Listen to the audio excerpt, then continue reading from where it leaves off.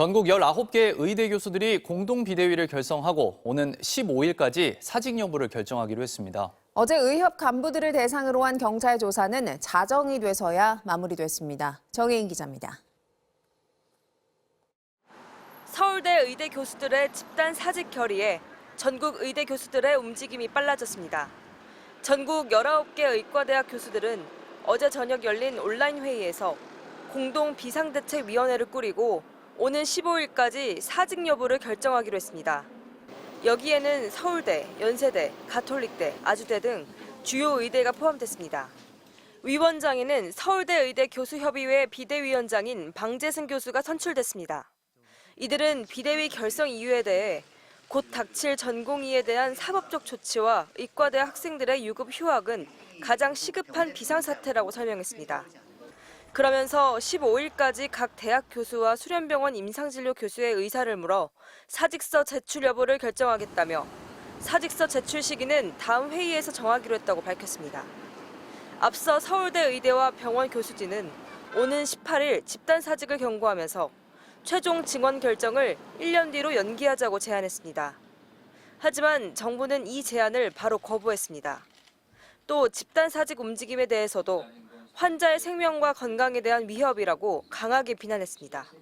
정부는 2,000명 증원에 대해서는 확고한 생각을 갖고 있다. 이것은 더 이상 늦추기가 어려운 과제이다.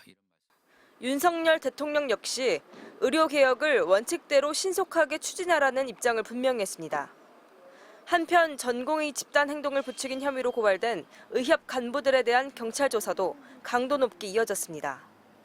14시간이 지나 모습을 드러낸 김태구 대한의사협회 비상대책위원장은 사주 혐의를 부인했습니다. 저희들이 왜 이럴 수밖에 없는가에 대한 말씀을 좀 드렸고 그리고 전공의 선생님들이 미래가 없기 때문에 스스로 사직하시고 떠나신 부분에 대한 이야기들. 정부와 의료계의 양보 없는 대치에 의료 현장의 피해는 계속될 전망입니다. MBC 뉴스 정혜인입니다. 5.18 폄훼 논란을 빚은 국민의힘 도태우 후보에 대해 공천을 유지하기로 국민의힘이 결정했습니다. 경선에서 탈락한 하태경 의원은 반발하며 경선 원데이터 공개를 요구했습니다. 구수훈 기자입니다. 국민의힘이 5.18 북한 개입 가능성 등을 주장한 도태우 대구 중남구 후보의 공천 결정을 유지하기로 했습니다. 어젯밤 늦은 회의까지 포함해 4차례에 걸쳐 논의한 끝에 도태우 후보가 2차례 대국민 사과문을 발표하고 5.18 헌법 전문 수록에 대한 당의 입장을 전적으로 존중한다고 밝히는 등 사과의 진정성이 인정된다고 했습니다. 진정성이 인정돼가지고 그 헌법 전문에 또 넣자고 인정했습니다. 당초 한동훈 비대위원장이 공관위에 공천 재검토를 지시하면서 사실상 공천 취소가 임박한 것으로 여겨졌습니다. 저 발언이 아예 문제가 되지 않는가? 저는 그렇게 생각하지 않습니다. 문제가 되죠. 우리 국민들은 그렇게 생각하지 않으신 분이 대부분이고. 지도부 회의에서도 중도층과 호남 민심 등을 고려해 공천을 재고해야 한다는 주장이 나왔습니다.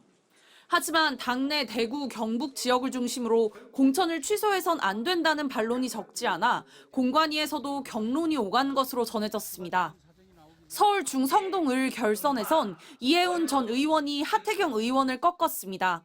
3선을 했던 부산을 떠나 서울에 도전장을 냈지만 고배를 마신 하 의원은 믿을 수 없는 결과라고 반발하며 원본 데이터를 요구했습니다. 수학적으로 또 확률적으로 너무 믿기 어려운 사실상 일어나기가 거의 불가능한 이런 현상이 일어났기 때문에 국민의힘은 한동훈 비대위원장을 이른바 원톱 총괄 선대위원장으로 세웠고 나경원, 안철수, 원희룡 등 수도권 간판들과 윤재혁 원내대표까지 공동 선대위원장에 합류했습니다. MBC 뉴스 구승훈입니다. 해병대 최상병 사건 외압 의혹과 관련해 작년 8월 해병대 수사단이 경찰에 넘긴 사건 기록을 국방부가 가져왔고 조사본부에 재검토를 맡겼는데요. 조사본부가 난색을 표했던 정황을 공수처가 포착했습니다. 이종섭 당시 국방부 장관이 직접 재검토를 명령했다는 관계자들의 증언도 나왔습니다. 정상빈 기자입니다. 고위공직자범죄수사처는 지난 1월 국방부 조사본부 관계자의 휴대전화를 압수수색했습니다. 휴대전화의 텔레그램 메신저에는 이 관계자가 자기 자신에게 보낸 메모가 저장돼 있었는데 해병대 수사단이 이미 수사한 사건인데 같은 군사경찰인 조사본부가 재검토해 어떤 결론을 내놔도 신뢰받기 어렵다는 내용이었습니다. 작년 8월 2일 경찰에서 최상병 사건 기록을 되찾아온 국방부는 일주일 뒤 조사본부에 재검토를 맡겼습니다. 그런데 당초 조사본부가 재검토는 어렵다며 난색을 표한 정황이 포착된 겁니다. 실제로 조사본부는 애초 기록을 재검토할 수 없다며 거부한 것으로 나타났습니다.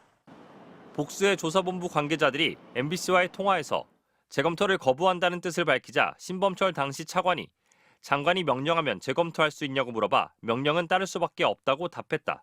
이틀 뒤 이종섭 당시 장관이 조사본부 책임자들을 불러 직접 재검토를 명령했다고 밝힌 겁니다. 공수처는 당시 국방부 수뇌부가 재조사가 아니라 기록을 재검토하라고만 명령한 점에 주목하고 있는 것으로 전해졌습니다. 호주 대사로 부임한 이종섭 전 장관에게 직접 재검토를 지시했는지 물어보려 했지만 이 전 장관은 취재에 응하지 않았습니다. 대사님!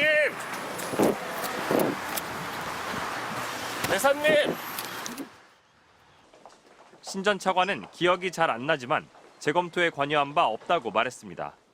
작년 8월 결국 재검토에 나선 조사본부는 당초 임성근 사단장 등 8명이 처벌 대상이라고 본 해병대 판단과 달리 2명만 처벌 대상으로 명시한 결과를 발표했습니다.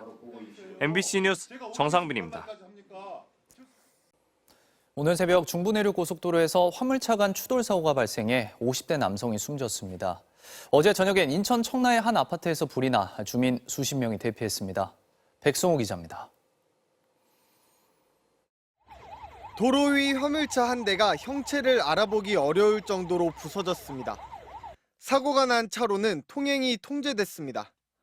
오늘 새벽 1시쯤 경북 상주시 중부 내륙고속도로 북상주 나들목 인근을 지나던 7.5톤 화물차가 앞서가던 23톤 화물차를 들이받았습니다.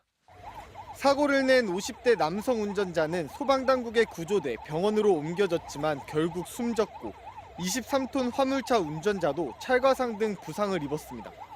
비슷한 시각 충남 천안시 경부고속도로 입장휴게소 인근을 달리던 25톤 트레일러가 앞서가던 택시를 들이받는 사고가 났습니다. 이 사고로 택시 운전자인 60대 남성이 허리 통증을 호소해 병원으로 옮겨졌습니다. 경찰은 트레일러 운전자가 졸음운전을 한 것으로 보고 구체적인 사고 경위를 조사하고 있습니다.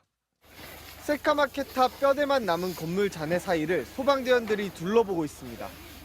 어제 저녁 7시쯤 전북 진안군 주천면의 한 주택에서 불이 나 1시간 만에 꺼졌습니다. 이 불로 부엌과 창고 등이 모두 타 소방추산 908만 원의 재산 피해가 발생했습니다.